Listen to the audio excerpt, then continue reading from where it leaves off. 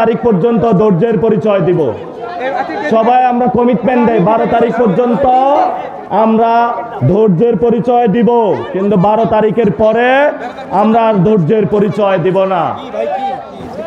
আজকে রমনা থানার সম্মানিত আমির আজকে আমার গায়ে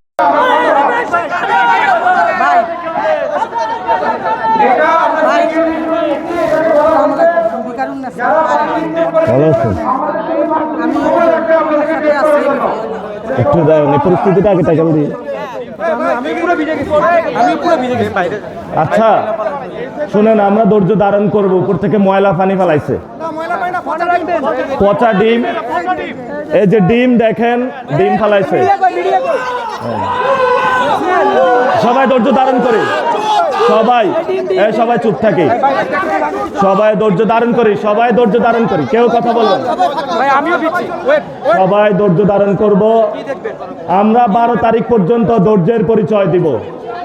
সবাই আমরা কমিটমেন্ট দেই 12 তারিখ পর্যন্ত আমরা ধৈর্যের পরিচয় দিব, কিন্তু 12 তারিখের পরে আমরা আর ধৈর্যের পরিচয় দিব না।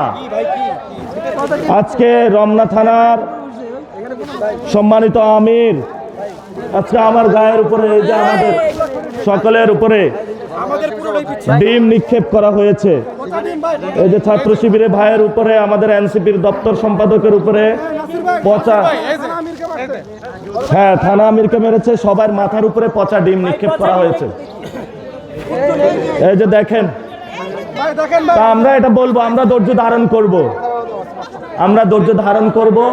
আল্লাহ আপনাদেরকে রহম করুক, আল্লাহ আপনাদেরকে হেদায়েত দান করুক, এবং আল্লাহ আপনাদেরকে আবার চাঁদাবাজি থেকেও মুক্তি দিক, আল্লাহ আপনাদেরকে সন্ত্রাসীদের থেকে মুক্তি দিক, আল্লাহ আপনাদেরকে এই যে সমাজে বিভিন্ন যে আপনার ফ্ল্যাট দখল করতে আসবে দেখবেন কয়েকদিন পরে, আল্লাহ আপনাদেরকে তাদের থেকে মুক্তি দিক।